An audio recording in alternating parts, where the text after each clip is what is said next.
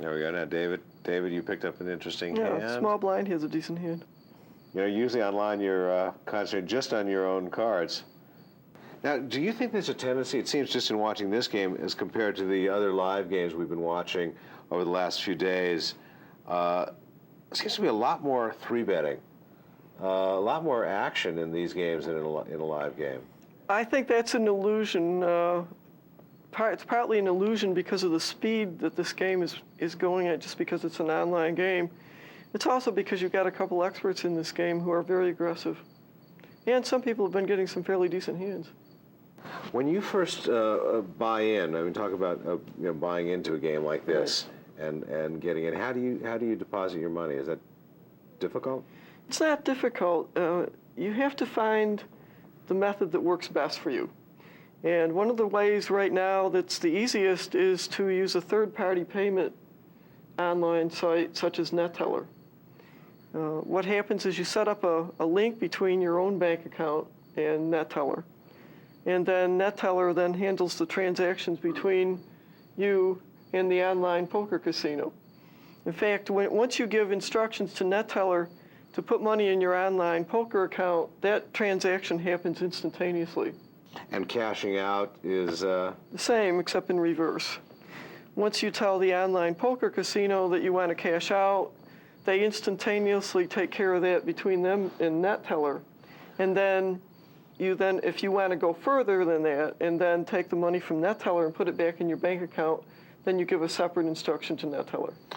Oh, okay, that's great. Would you advise, let's say you buy in for $100 and you're up to $300, that you maybe cash out a couple hundred and keep your original 100 in there, or well, how do you tend to do it? It would depend on what limits you're playing at. I mean, why would you want to cash out right away if your intention is to stay at the site and keep playing? Because unless you're playing at micro limits, you really should keep 300 big bets as a bankroll. Well, Iran, I'm all in. Just hit pocket aces. That's always very exciting. You would love to have those every hand you play. And you know what I love? You get pocket aces in this game. You get a great hand in this game. You can win. You can cheer. You can jump. You can say, "I got it." You can call your family over to watch. Yeah. You can do things. You can do things when you're playing online that you wouldn't be able to do in a real casino. It's great because you don't have to hold it all inside. You can get much more excited. If you're emotive, it's great.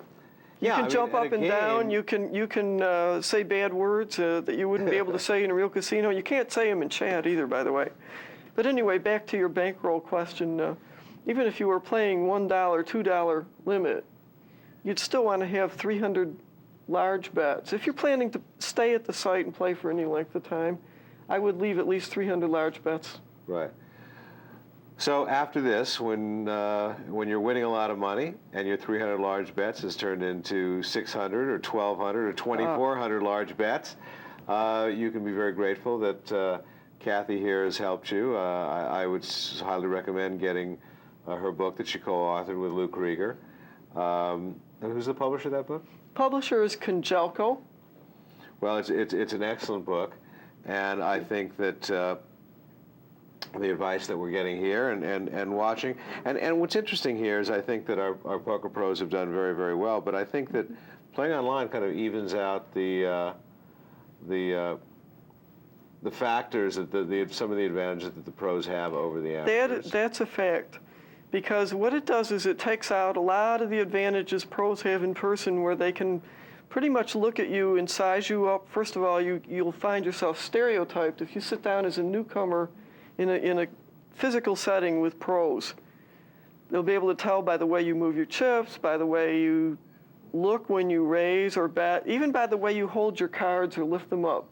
There's a certain way in a physical casino that marks you as a rank beginner. If you don't know how to hold your cards without everybody else around you being able to see them, and it's a harder thing to do than people realize, especially if you're playing a game like Omaha, where you've got 4 cards. You've got to be able to physically maneuver those cards, look at them once, put them back down again. If you don't know how to do that and you're not used to doing it, the pros at the table will spot that you're a beginner. Well, but online you can do it. Online you can do it. You don't even have to do it. They're just going to be there, and only you can see them. Yeah. Well, we're going to be doing a lot more of these types of educational programs, and I hope you can come back and I'd love to. do Thank more you. with us. And thanks a lot, and thank you to our players. And we'll see you next time. Thank you. World Poker Exchange, worldpx.com.